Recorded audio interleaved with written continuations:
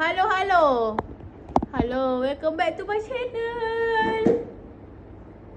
So hari ni kita orang pergi PBKL, Pesta Buku Kuala Lumpur kat PWTC. Ada member tu cakap dia nak beli satu buku je. Tapi hasilnya ni. Nampak ni? Banyak. So kita akan tunjuk apa yang kita orang beli. So, bag yang pertama. Beg yang pertama daripada Fajar Fakir. Fakir. So, Buku pertama.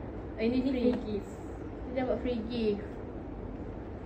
Free gift apa ni? Oh, buku kosong je. Notebook. Okay, satu. Ya. Buka awak. Lepas tu saya beli. Ni saya punya.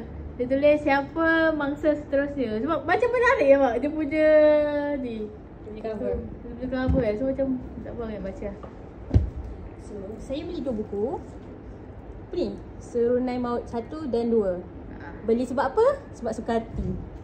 Sebab jangan letak situ nanti tergolek kau sekejap lagi. Nampak tu? Lepas tu Dia yang banyak beli. Dia ada 15 ke 16 buku. macam tu lah. Lepas tu ini kita orang beli dekat Manis. Ini dekat booth Manis. Allah. Ini dekat booth Manis.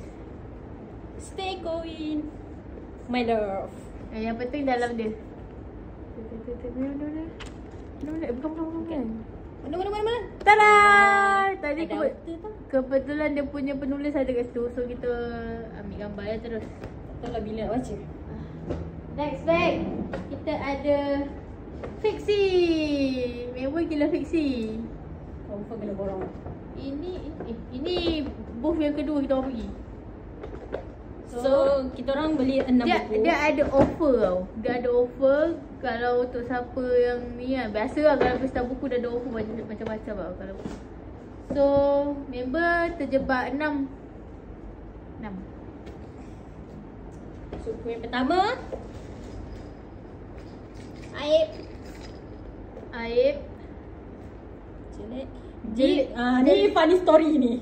Ini asalnya kita orang dapat 4 buku. Lepas tu member macam serabut lah nak cari lagi 2 buku. Sebab ada offer 6 dapat murah lah. Ada akak fiksi tu pergi recommend benda lah ni. Dia kata kalau siapa yang nak jenis yang disgusting macam thriller macam thriller tu. Thriller yang macam Final Destination style. Dia kurang lah. Korang baca ni. Dia ada 2 siri. Jelek dengan jelek 2.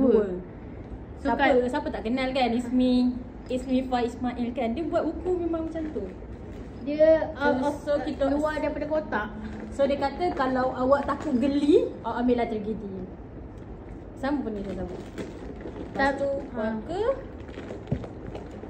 mereka saya nak kumpul buku daripada Arif. Dan kau rasa ni baru. Kau tunjuk.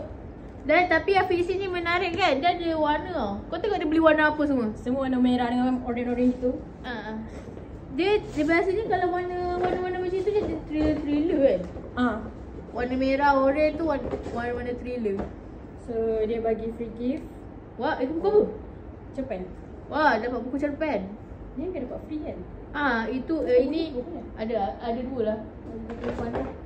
Masa kita orang ada orang bagi ni, masa kita orang jalan-jalan dia kata free book. Dia tulis pengakuan seorang koleksi Inggeris.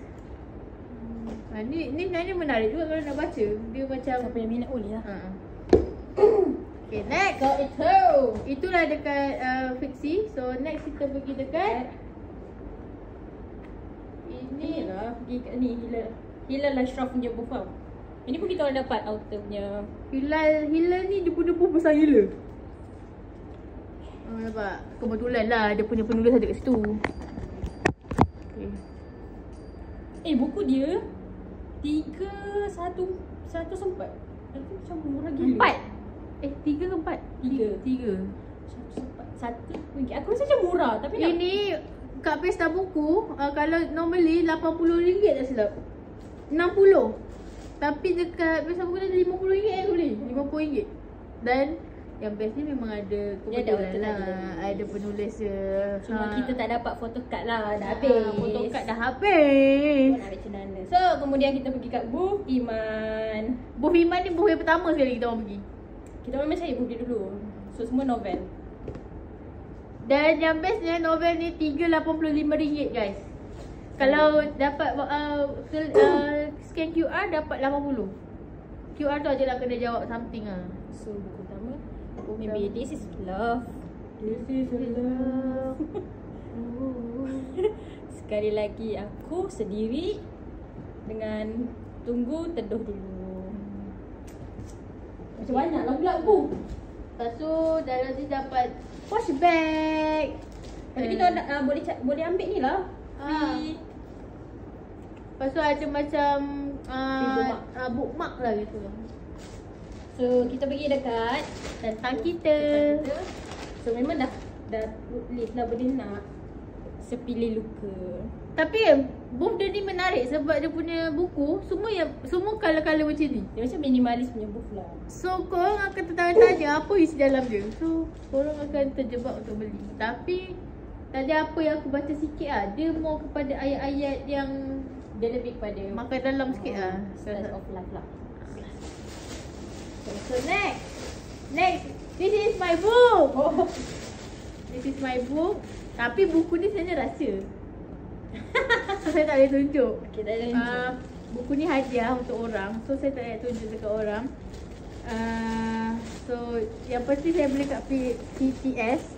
Buku ni sangat dicari-cari oleh kawan saya.